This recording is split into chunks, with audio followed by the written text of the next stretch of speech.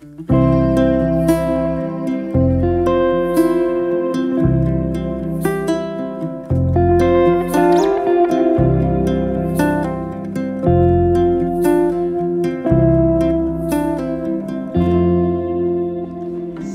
Patunggilan. Saya Sarwindra Rusdiawati. Dan saya Gideon Hendrobono. Kami berdua mewakili tim PPJM 2 saat ini akan menjelaskan beberapa hal terkait dengan PPJM 2 yang sudah diputuskan untuk diberlakukan mulai 2023 sampai 2028. Ya, banyak orang berpikir bahwa PPJM itu sesuatu yang sulit. Betul. Tapi sebenarnya PPJM kalau kita tahu apa yang ada di dalamnya, itu tidak sulit itu. PPJM itu adalah upaya satu, mewujudkan cinta, dan yang kedua, mewujudkan mimpi. Mewujudkan cinta. Okay. Kalau di lagu nostalgia tahun 70-80-an itu katanya semua orang bisa bilang cinta, tapi cinta itu cukup diwujudkan dengan tingkah laku, dengan sikap, dengan tindakan.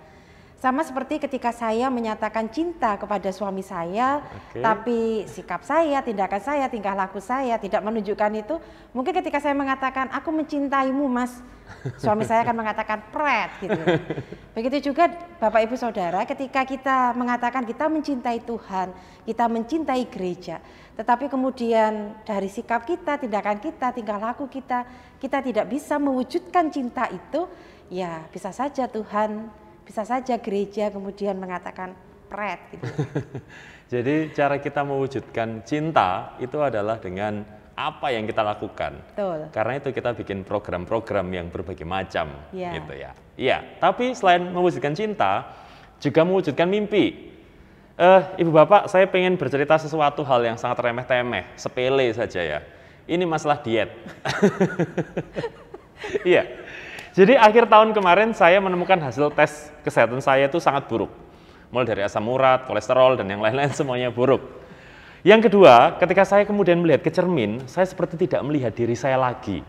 Karena yang ada di cermin itu rasanya bukan saya, karena obesitas yang luar biasa. Lalu di awal tahun ini saya kemudian punya mimpi.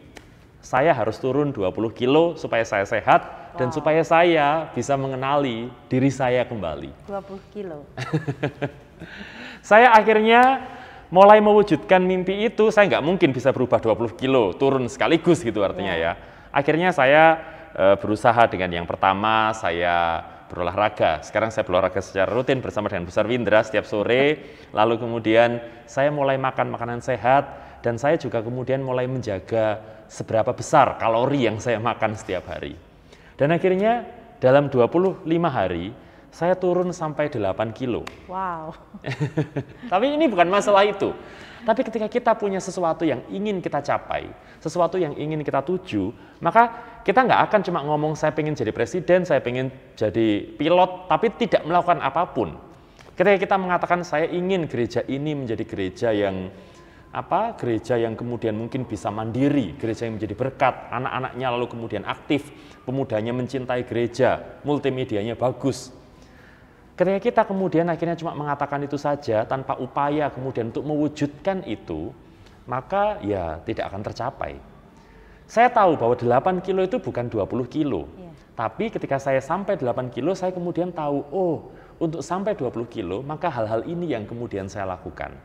Saya nggak mungkin bisa berubah sekaligus, begitu juga program-program yang kita buat nggak akan bisa berubah sekaligus, langsung jadi baik semuanya, tapi tahapan-tahapan baik.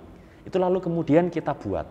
Dengan tahapan-tahapan itu kita akhirnya jadi tahu, oh sekarang sudah naik, anak-anaknya menjadi, kita tahu apa yang ingin mereka inginkan. Tahapan berikutnya kemudian, oh kalau anak-anaknya sudah dapat apa yang mereka inginkan, kita buat programnya pembinaan. Lalu kita berikan mereka kesempatan. Sehingga PKT atau program kegiatan tahunan yang kita buat itu tidak sekadar mengulang PKT tahun lalu, tidak sekadar juga kemudian membuat aku kepinginnya tahun ini opo, tapi karena ada arah yang kemudian kita tetapkan, arah itu menjadi mimpi bersama, disepakati bersama. Ketika kita kemudian baru sampai 8 kilo, enggak masalah, tapi kita sudah mulai berjalan menuju ke 20 kilo gitu. Ya. Bicara tentang mimpi, bicara tentang menjadi mandiri dan menjadi berkat Bapak Ibu Saudara. Kita tahu bahwa GKJW ketika menetapkan untuk melanjutkan menjadi gereja yang programatif, sejak tahun 2017 sampai 2034 kita punya mimpi mandiri dan menjadi berkat. Mimpi bersama. Mimpi bersama. Ya, 18 tahun mimpi bersama GKJW adalah mandiri dan menjadi berkat. Sama seperti tahapan-tahapan yang perlu dicapai, yang perlu dilakukan Pak Gide untuk bisa mencapai 20 kilo.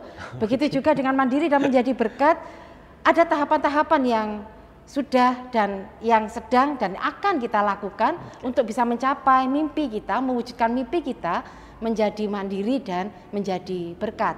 Dan kita tahu Bapak Ibu Saudara bahwa tahapan yang pertama selama 6 tahun pertama itu sudah kita lalui bersama di PPJM 1. Dan mulai 2023 besok kita sudah memulai di tahapan yang kedua, tahapan 6 tahun kedua, yaitu tahapan PPJM 2. Ketika kita menetapkan 18 tahun kita memiliki program pembangunan jangka panjang atau PPJP, kita sudah menetapkan ada 19 strategi yang perlu kita jalankan untuk bisa mencapai wujud mimpi kita mandiri dan menjadi berkat.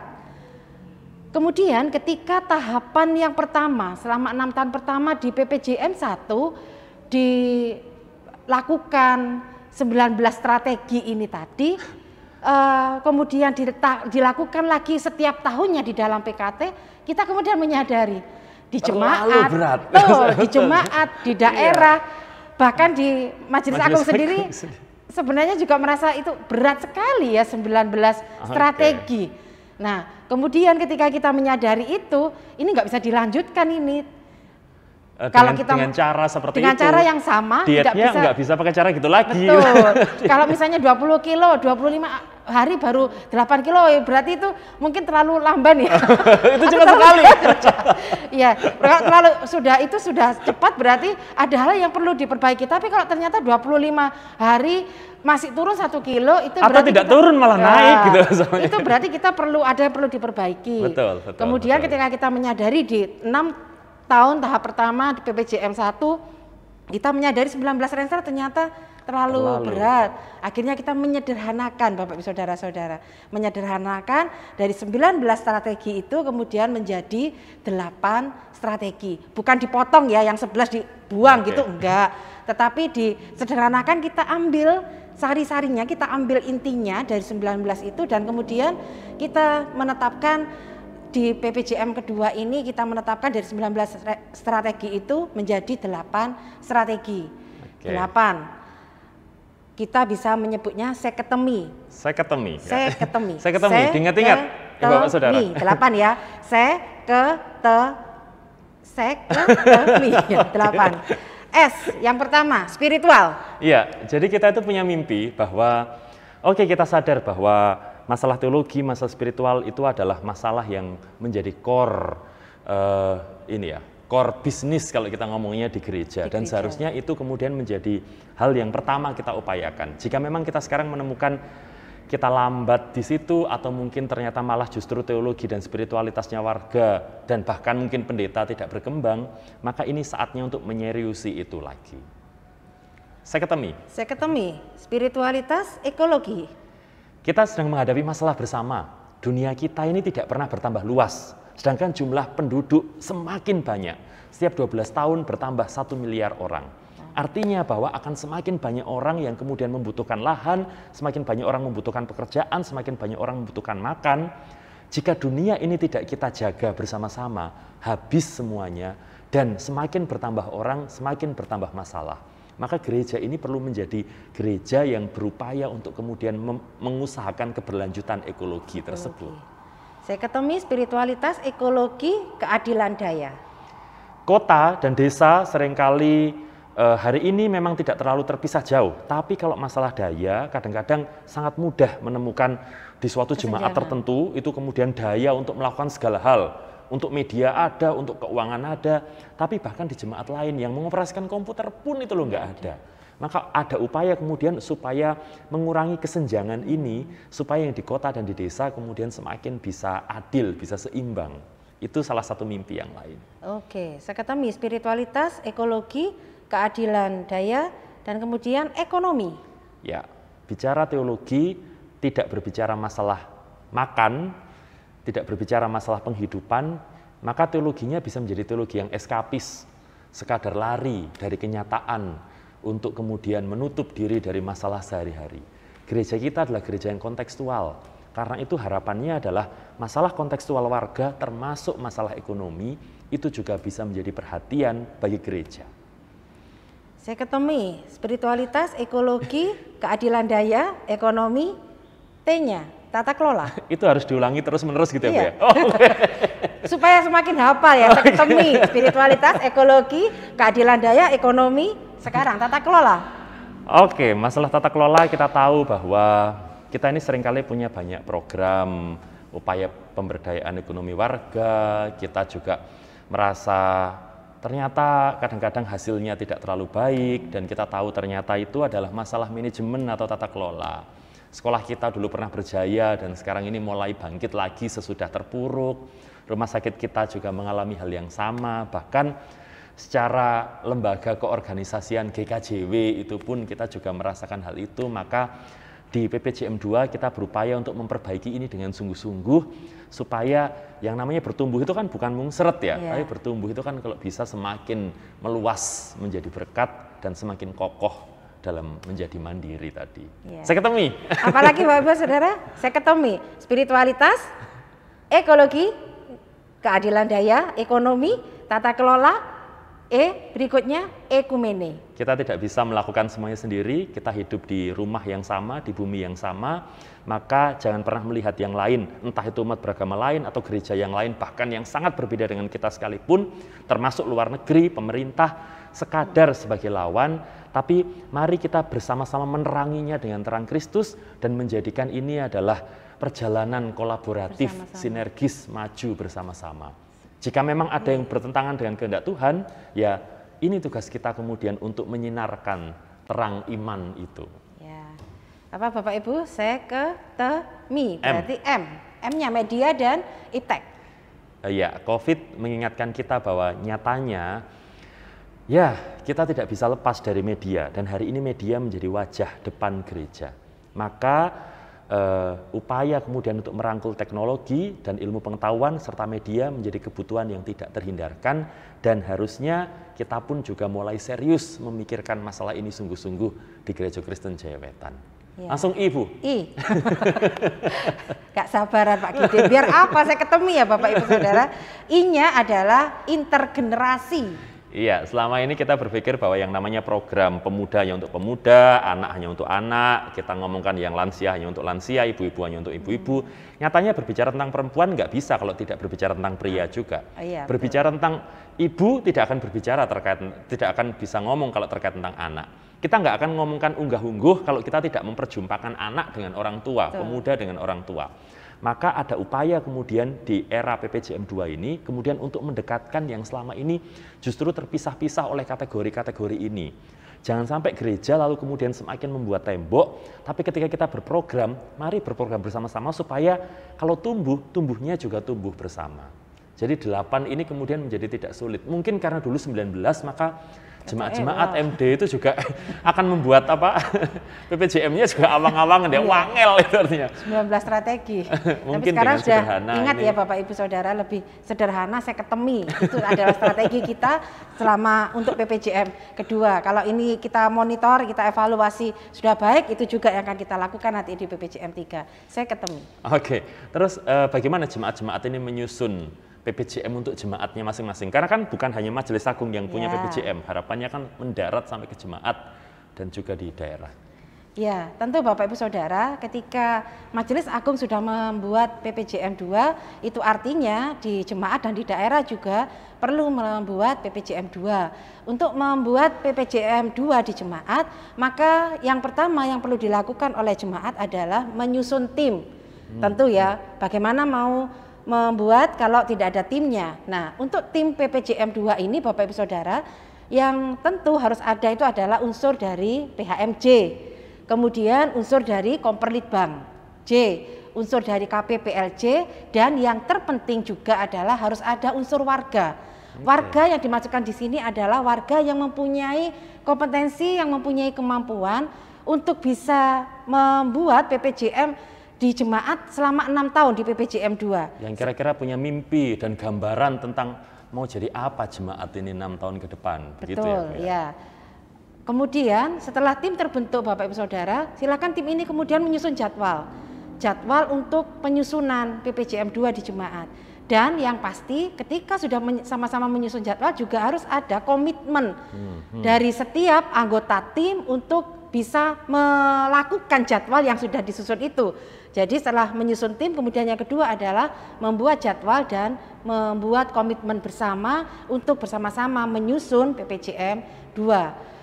Setelah tim dan jadwal terbentuk, kemudian menyusun PPJM 2. Untuk menyusun PPJM 2 di jemaat, yang perlu dilihat adalah PPJM Majelis Agung, PPJM 2 Majelis Agung, yang utamanya monggo panjenengan persani untuk yang pelaksananya adalah Majelis Jemaat.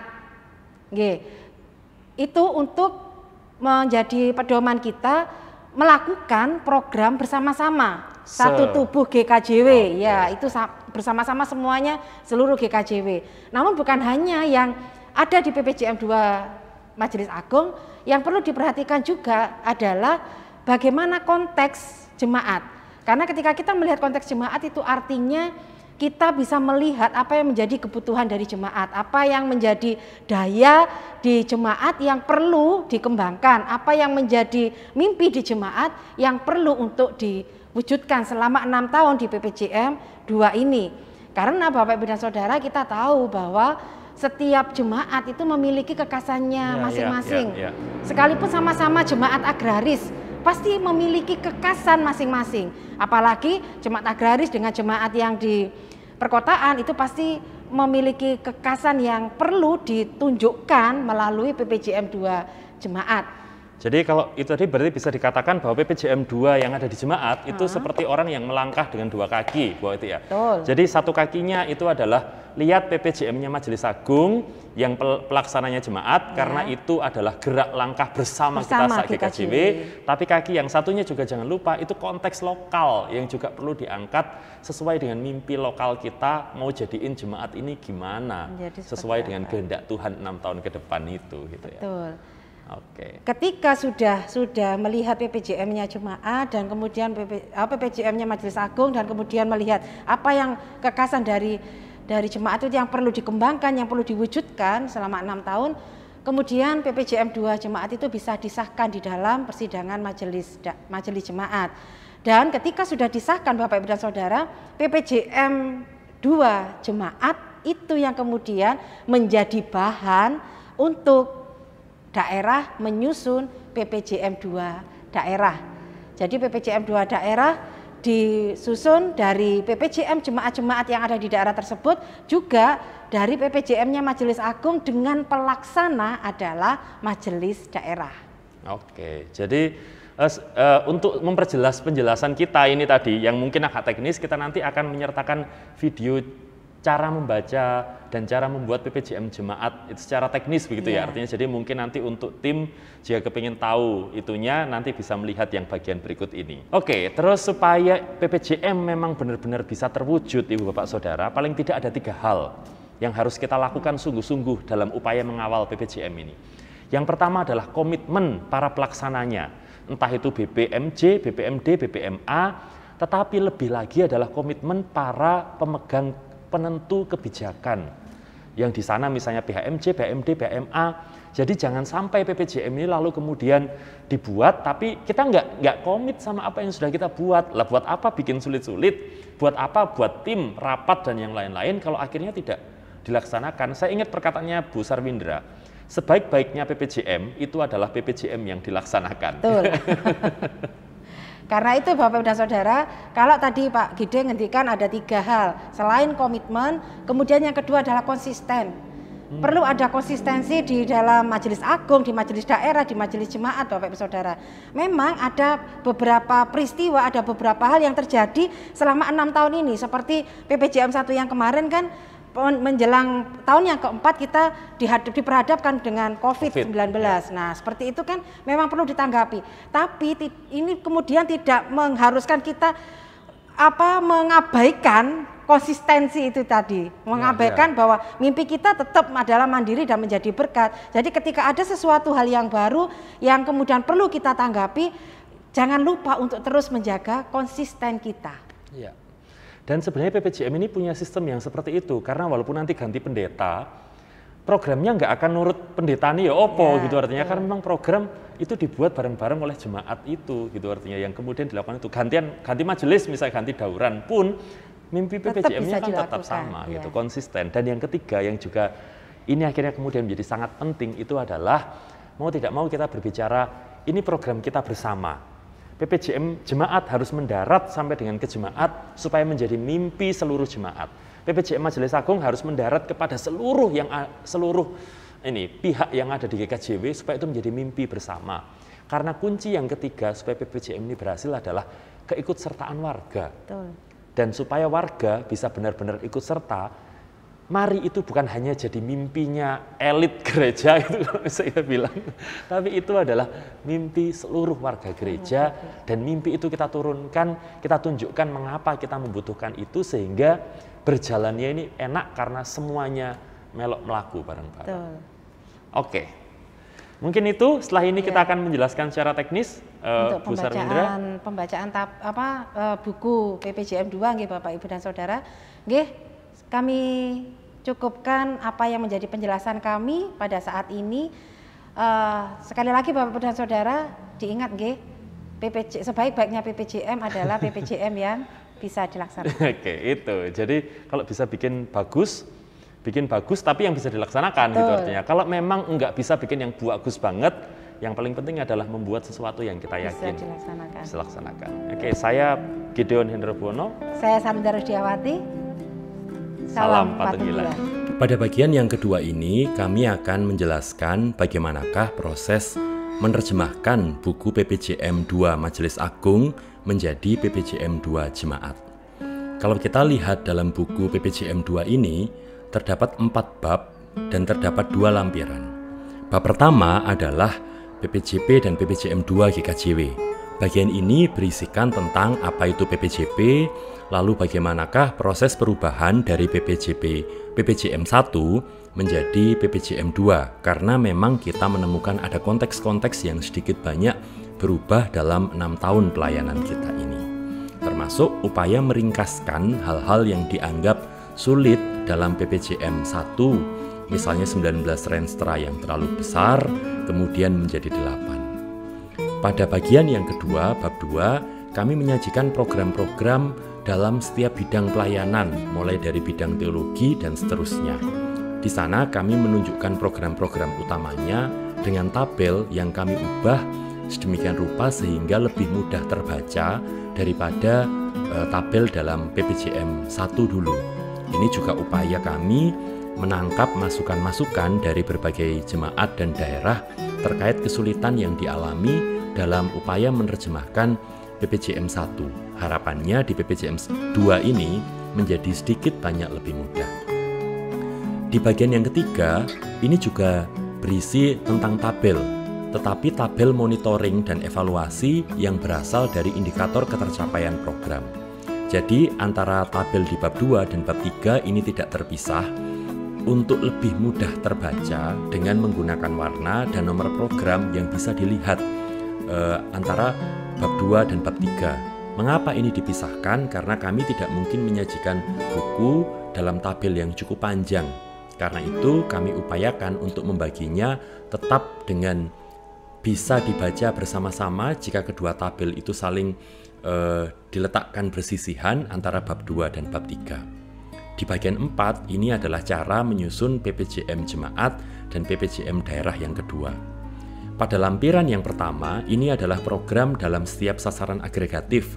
Sebagaimana kami sampaikan, ada upaya untuk menyederhanakan menjadi 8. Dan kami menunjukkan bahwa program-program yang ada di bab 2 dan bab 3 sesungguhnya adalah untuk menerjemahkan 8 sasaran agregatif tersebut. Kalau di sini kami membaginya per bidang teologi, bidang persekutuan, dan seterusnya, di sini kami membaginya per sasaran agregatif. Jadi jika cukup melihat bab 2 saja, sebenarnya cukup, tapi jika ingin melihat dari mana bab 2 didapatkan, bisa dilihat di lampiran yang pertama.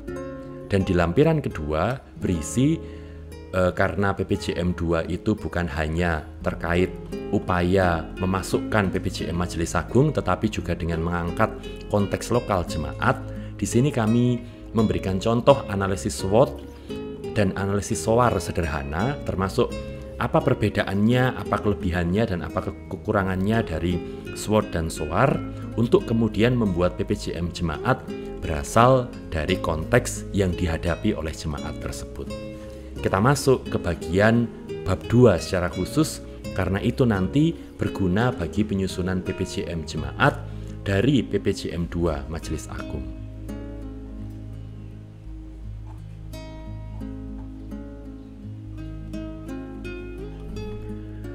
Dalam bab 2, ini adalah program rencana strategi setiap bidang dalam PPJM yang kedua. Misalnya, kita lihat bidang teologi. Ada beberapa sasaran utama yang harapannya ini tercapai dalam 6 tahun ini.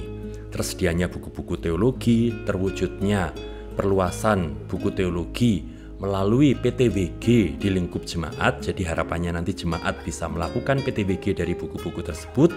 Ada wahana apresiasi dari upaya warga jemaat berteologi secara mandiri, dan seterusnya. Kita akan melihat pada tabel-tabelnya. Tabel dalam PPJM 2 jemaat sebenarnya tidak berbeda dari tabel di PPJM 2 Majelis Agung yang berisi sasaran, lalu kemudian program utama dari sasaran agregatifnya, nomor program, elemen program, pelaksana, tahun pelaksanaan mulai dari tahun 2023 sampai dengan 2028. Di sini di bagian sasaran ini mengacu pada sasaran yang ada di bagian awal tadi. Lalu sasaran itu kita bagi-bagi menjadi program utamanya. Misalnya, tersedianya buku teologi bagi warga jemaat untuk meningkatkan kemandirian teologi warga jemaat. Maka ada program utama, mengadakan seri teologi yang bertema politik, seri teologi yang bertema dogmatika, yang nanti juga berguna bagi katekisasi lanjutan, mengadakan seri teologi yang bertema ekologi, dan seterusnya. Jadi, ini adalah upaya menjabarkan sasaran yang ada di sini. Dari program utama ini, lalu kita bagi menjadi beberapa elemen program. Misalnya saja membuat buku teologi bertema politik, mulai dari penulisannya, terus juga penulisan buku kontekstualisasi. Jadi ada 2 buku, buku teologi politik kebangsaan dan buku kontekstualisasi iman dan budaya berhadapan dengan isu primordial. Nomornya disusun, nomor 1 adalah teologi, nomor 1 yang berikutnya ini adalah sasarannya, dan nomor yang terakhir itu adalah nomor program yang dibuat berurutan berdasarkan sasaran ini tadi. Jadi 1 ini teologi, 1 berikutnya adalah sasarannya. Karena itu ketika nanti sasarannya berubah, maka nomornya juga berubah, dan nomor yang terakhir ini adalah nomor program dalam sasaran tersebut.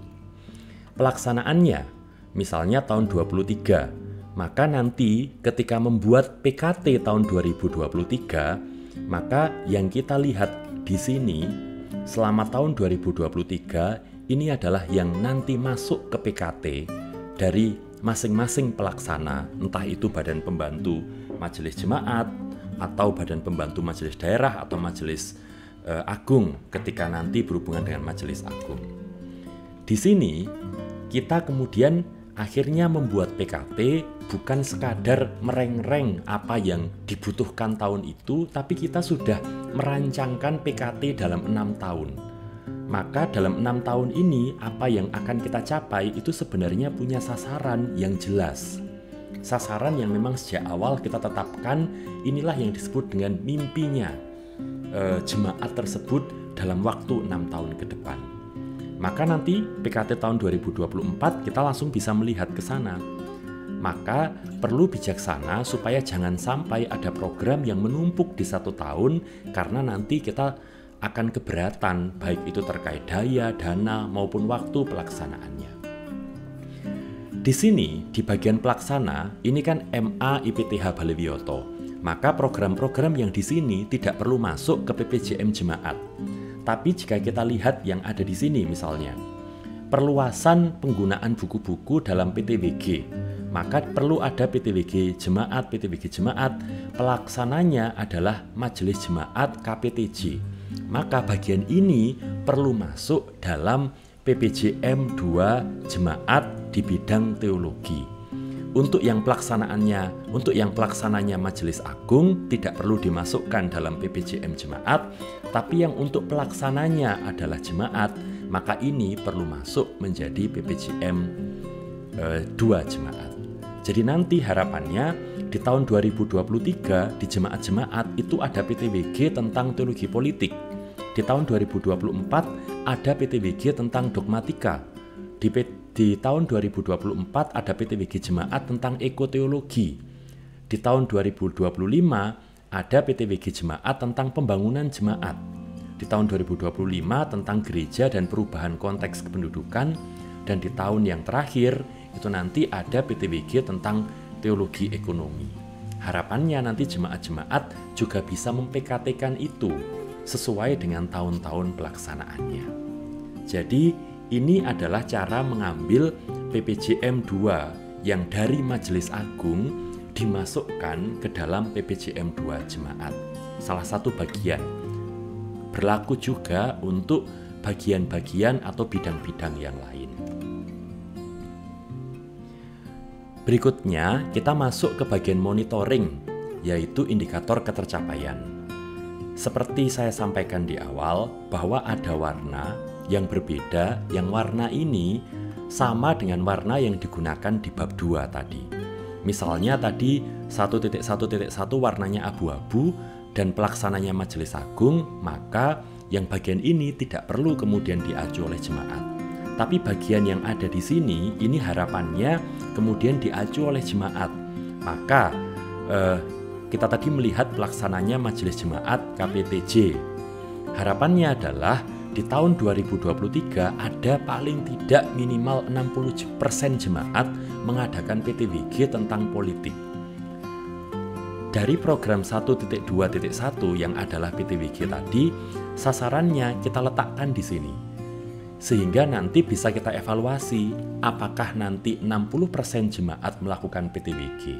Jika tidak, maka kita perlu mengambil langkah-langkah, entah itu meningkatkan atau mengadakan program itu di jemaat, jika program itu terlaksana, atau jika program itu sudah terlaksana dengan baik, kita juga perlu nanti akhirnya memonitor bagaimanakah kualitasnya. Apakah warga benar-benar mengerti tentang hasilnya. Itu nanti akan dijelaskan dalam raker-raker Komperlitbang terkait tentang bagaimana melakukan monitoring dan evaluasi atas PPJM 2 dalam pelaksanaannya setiap tahun, setiap 3 tahun, atau nanti selama satu masa PPJM 2. Jadi harapannya nanti di jemaat ini bisa masuk sehingga paling tidak seluruh GKJW 60% boleh melakukannya. Itu adalah cara membaca bersama-sama antara bab 2 dan bab 3, antara program per bidang dengan indikator yang ingin dicapai. Jika nanti ternyata 60% jemaat melakukan, maka sebenarnya program ini dapat dikatakan terlaksana.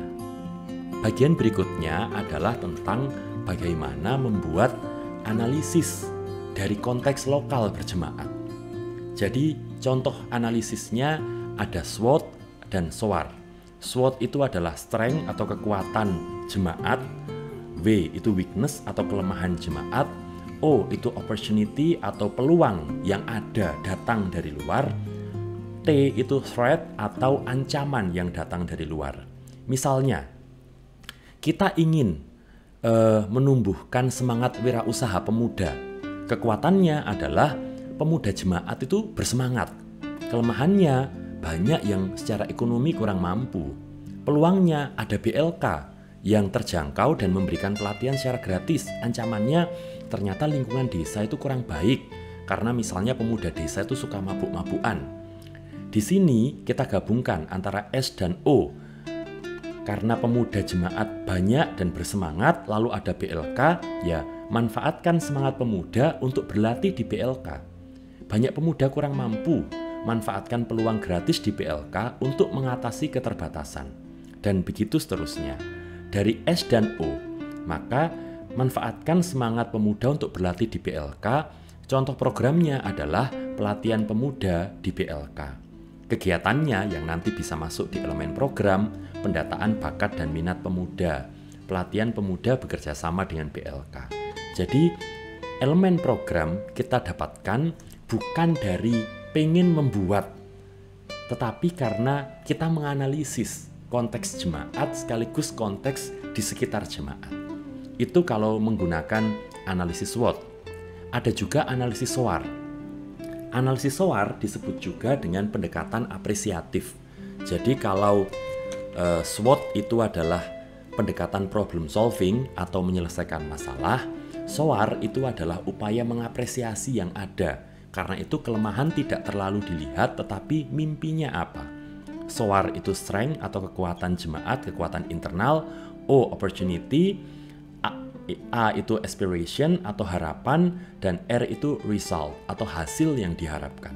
Misalnya programnya sama, menumbuhkan semangat wirausaha pemuda, kekuatannya sama, harapannya pemuda bisa mandiri, tidak bergantung pada orang tua. Maka manfaatkan semangat pemuda untuk menjadi generasi mandiri. Maka dari S dan A, contoh programnya adalah pelatihan kemandirian pemuda. Misalnya, pembinaan kemandirian pemuda di gereja, elemen programnya. Studi banding ke jemaat yang memiliki pemuda yang bisa mandiri. Ini juga bisa masuk dalam elemen program. Jadi silahkan jemaat akan menggunakan analisis SWOT atau analisis SOAR, itu bergantung dari kebutuhan jemaat tersebut. Demikian secara sederhana cara menggunakan buku ini untuk menyusun PPJM jemaat masing-masing. Jadi yang pertama, ambil program-program yang ada di dalam buku PPJM 2 Majelis Agung, lalu yang pelaksananya Majelis Jemaat, masukkan itu ke dalam PPJM 2 Jemaat, sekaligus yang kedua, angkat konteks lokalnya, karena setiap jemaat bisa berbeda-beda. Tapi mungkin juga ada dari program yang ada di Majelis Agung, misalnya saja tentang desa wisata. Pelaksananya Majelis Jemaat, tetapi misalnya jemaat Anda tidak melihat bahwa ada potensi untuk menjadi desa wisata, juga tidak perlu akhirnya dimasukkan ke dalam PPJM 2 yang ada di jemaat. Ambil program yang memang itu bisa dilakukan dan memang itu penting dan sesuai dengan konteks Anda. Yang tidak mungkin dilakukan, ya sementara boleh kemudian ditinggalkan. Tapi jika memang berpotensi untuk dilakukan dan jemaat rasanya mampu dan membutuhkan, silahkan dimasukkan.